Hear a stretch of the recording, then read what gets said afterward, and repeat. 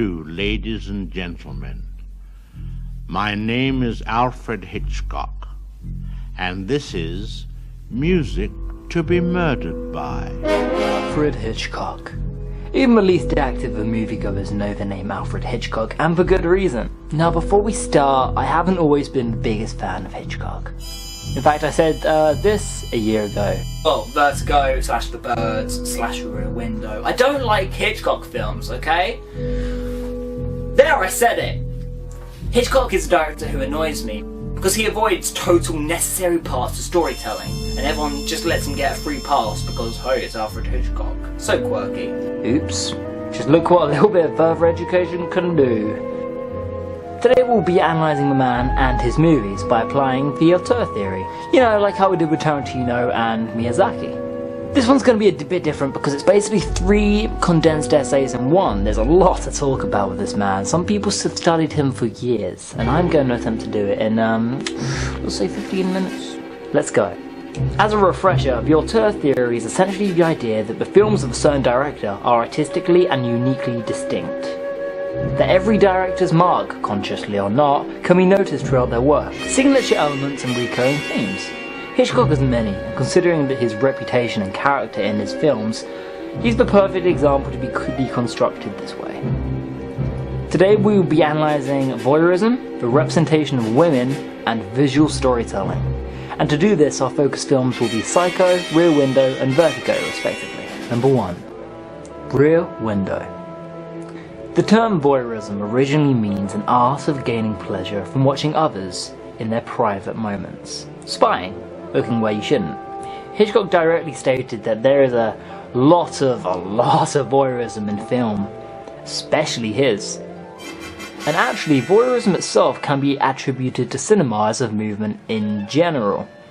I mean, just think about it. Crowds of people gathered in a dark room, or just, hey, one person watching a movie alone. The actual viewing experience may very well be a voyeuristic activity in its own nature. Audiences seeing personal, intimate images and events from behind closed doors, or the way that an audience seeks pleasure in looking at the lives of other people. The people in the film cannot see you, and so you get some sort of pleasure at least watching the events of others unfold. This topic has always engaged Hitchcock, and therefore leaks into many angles and films.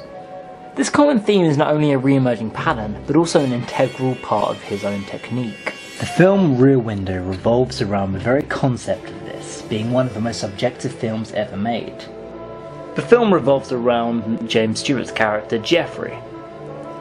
LB Jeff Jeffries, who has broken his leg whilst doing his job as a professional photographer. Now confined to his New York apartment, he spends his days looking out of a rear window observing his neighbours. Whilst indulging in this questionable hobby, he begins to suspect that man across the courtyard may have murdered his wife. Now, this voyeuristic experience is mainly engaged with vision. His line of sight is the primary sense and angle through which we see the entire film.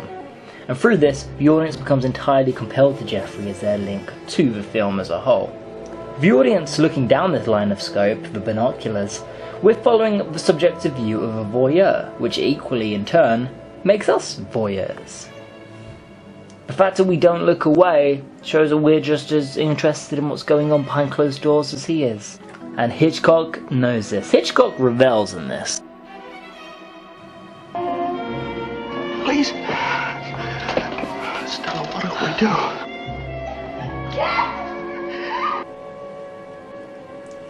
Hitchcock reveals in many ways that voyeurism is a universal pleasure that all human beings pursue, especially moviegoers. Rear Window, whilst having characters condemn and look down on this invasive act, ultimately seems to promote it. After all, invading other people's privacy in this film does save the day, and it brings a murderer to justice, turning it from an unhealthy desire into a very natural one that normal people can possess. Psycho, on the other hand, has a very different stance, and this addiction becomes something very different and much more warped. I'm not sure if you've watched Psycho before, don't trust Norman Bates. In this case, Hitchcock wants us to be with him and pry behind closed doors. We see Marion Crane getting undressed, and even for an audience today, that's not something that's okay to watch. Now, moments after the scene is shown, Marion is killed and Norman Bates becomes our main character. We don't quite notice this yet, but the reason why we're looking through his perspective pushes us onto him, the same way it did for Jeffrey. Except this time, Hitchcock is tricking us to side with a maniac. It's unnatural, it feels uncomfortable, but we're still looking, aren't we? Next, Psycho.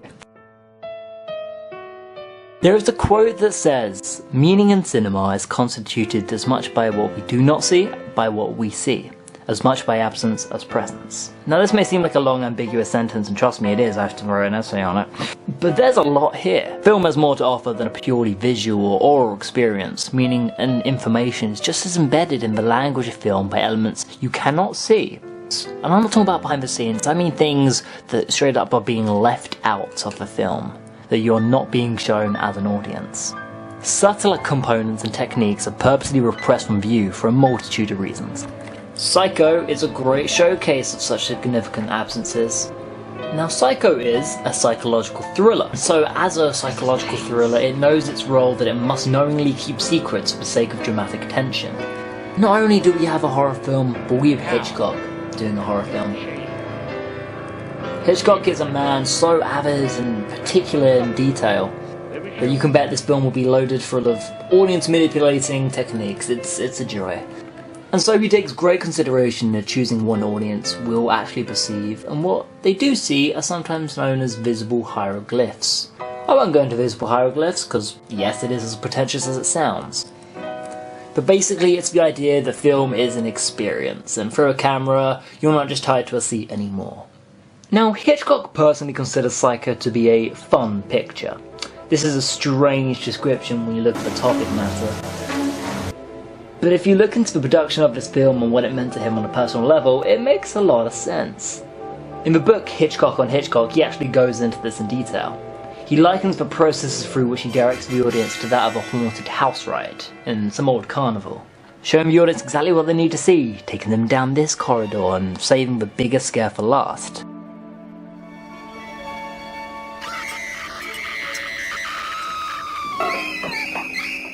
Hitchcock is the horror movie mastermind and he's just having a grand old time. In Psycho, this self-awareness makes the set and the characters dramatic foils. Even in the trailer for the film, Hitchcock quite literally shows the audience the layout and spoils shocking moments of the film, whilst ensuring that certain areas remain unseen.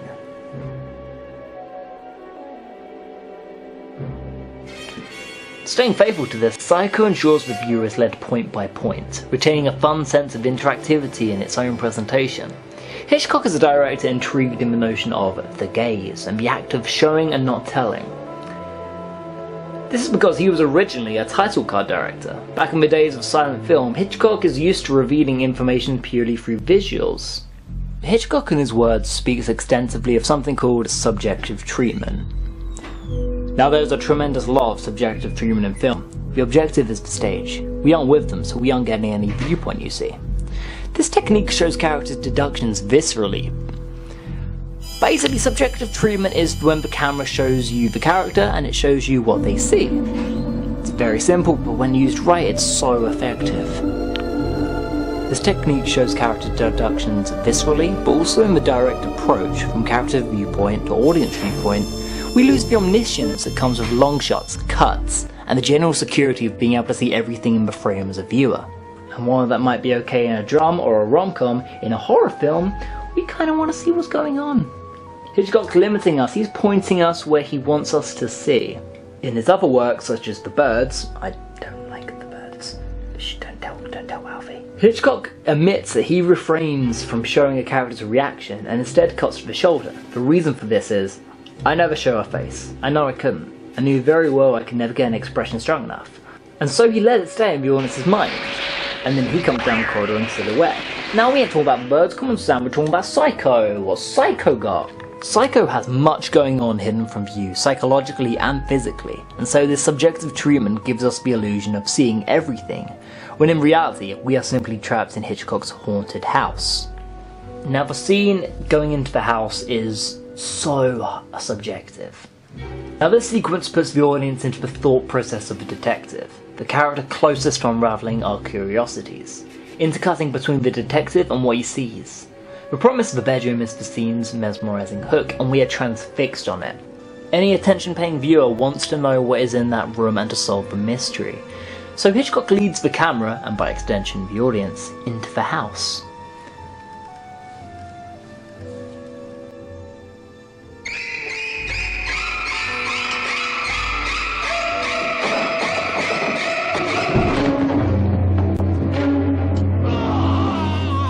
The prematurely ended satisfaction of this scene is the prospect of uncovering the mystery, whilst the audience become yet again voyeurs, looking where they shouldn't be. I mean, we shouldn't be in this gosh darn house, look at this, super scary, only to have this anticipation ripped from them with the shock of the scare. The shock comes from how integrated the viewer is, with the slow, ominously quiet reveal, and then the juxtaposition of the loud, non-diegetic score.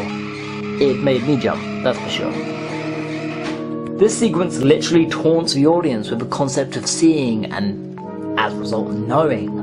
And so there is a lack of resolution as the mystery remains unsolved. The mise-en-scène holds many subliminal features that, while shown, largely remain unseen. For example, the duality of mirrors in Psycho. Throughout the film, Arbogast, Lila and Sam's reflections are purposely put in the frame by Norman's desk. Now this is the scene element. But it should be noted upon close inspection how Norman always remains outside the range of the mirror and seems actively aware to not allow the audience to see his reflection. Is he hiding his own duality by rushing past? He always obscures the audience view of him by walking in front of the camera.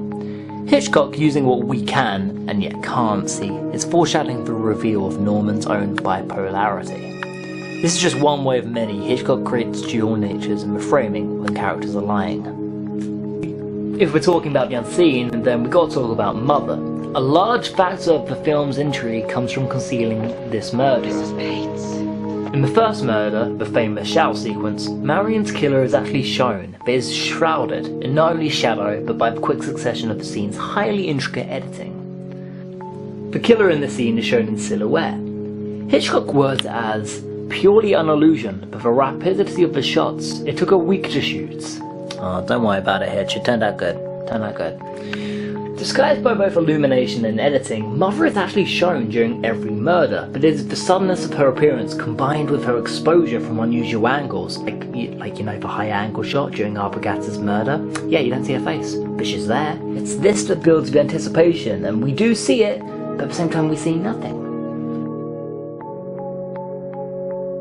Another way Hitchcock manipulates the audience with the unseen is the subtle hinting of future events through the use of foreshadowing. Hitchcock is a director renowned for his attentive eye for detail, and so background elements and hints in the mise-en-scène can allude to events and details in the future. Details may be deemed too cryptic or even invisible to see upon a first viewing.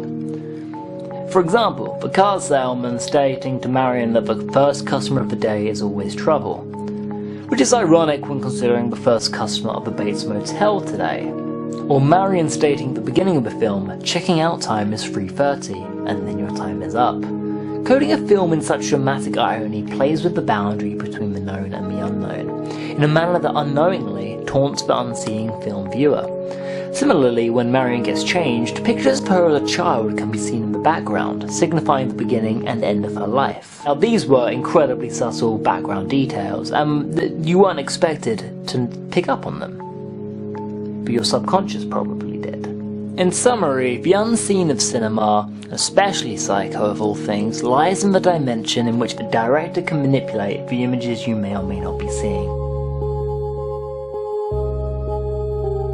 Vertigo. Next up, we're going to look at one of Hitchcock's best through a feminist perspective. We are going to ask the question, is this a film made by a man for men? 1958's Vertigo revolves around, again, James Stewart, this time playing the character of Scotty. Scotty is a retired detective recovering from an incident that left him wheelchair-bound. Sound familiar? Scotty gets pulled out of retirement for one more case, to follow a mysterious woman called Madeline. After working out her day plans, Scotty slowly becomes attracted to her. More than attracted, obsessed. Scotty becomes not only devoted to her, but solving the mystery that she represents.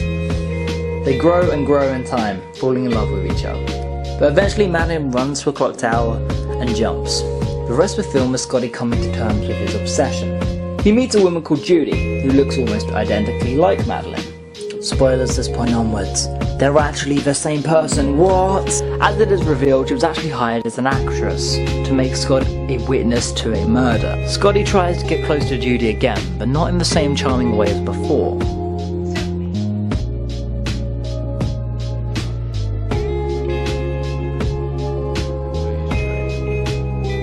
This time he is more forceful, manipulative, as he tries to construct Judy into the perfect vision of a woman he saw in Madeline. Eventually at the end don't go well, she falls off the fucking thing, uh-oh. What you done? What you done, nun? We done. Now Vertigo is a film heavily criticised for its patriarchal themes and attitude to 1950s gender roles. And this is fair because the whole film is basically about subjugation of women. Women? Multiple. From this plot setup, it is very much a male-dominated film from the surface. The story is almost exclusively being told from a male point of view, at least from a narrative perspective anyway. But a further look into the film reveals that this movie is essentially an in-depth look into the male ego. We see Scotty's voyeuristic and disturbing obsession with Madeline/Judy develop, and we also see Scotty modelling her like a doll, changing her clothes, hair and identity to become the idealistic, perfect woman even against her will. And according to Wolf, yeah man, that's a theorist called Wolf, how badass is that? This is an ideal that never even existed. Whilst it is Scotty who is being manipulated, it is ultimately Judy who is the real victim of this film, being modelled into this material identity by both her employer, Elster, and Scotty, but both for different purposes. She is the victim of both, whereas Scotty is just a victim to his own ego. The way Judy is pushed into this situation seems to give off a message that seems to imply females are men's playthings, and especially with Judy's masochistic pushover nature, are possessions and products of men. This misogynistic tone is portrayed and explored in blatant detail, even being applicable to the theories of Greer, 1970, who stated the male construct of the perfect woman is merely a fantasy, and that female suppression is not natural. Yeah, this film is pretty misogynistic, but it's important to consider the context of Alfred Hitchcock himself. Now he is an infamous sexist, and his treatment of his own female leads raises more questions than answers. In fact, it seems that Vertigo is Hitchcock's most self-aware film to date, in that it seems he is portraying himself, showing the decoration of female toys to become Hollywood stars. This puts a darker aspect of his and many other men's life onto screen, and it's the exploration of the female obsession. The context is similarly vital to the male reception of the film. In a time of rising female independence, the society of the 1950s was undergoing a lot of change. Male audiences were given James Stewart as their hero, a beloved actor who would not be thought of as starring in anything this dark. Men are to be following and represented by the initial gentleman of Scotty. He's actually portrayed to the audience as the everyday man. Chip off the old block, relatable, what's happened to the times these days? Which makes it all the more surprising and relatable and eye-opening when it's actually revealed, uh-oh, this guy's gone crazy. Guys are crazy, don't trust men! Throughout the film, many mentions are made about the rising power of the role of a common woman in 1950s America. While discussing his love for the past, Elster remarks he misses the power and the freedom that men once had. And this is actually a nostalgic theme that runs through the film, a sad longing for the times of power, and it seems to aim itself at a male demographic, yeah. Coincidentally, Vertigo also fails the Bechdel test. It doesn't feature two women sharing dialogue or talk about anything other than a man.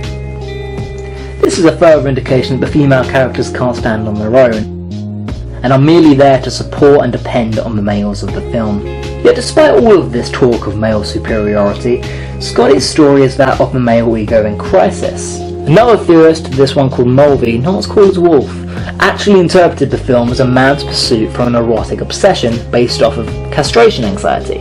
You know, when a little doggy gets his wee-wee chopped off, he ain't so happy.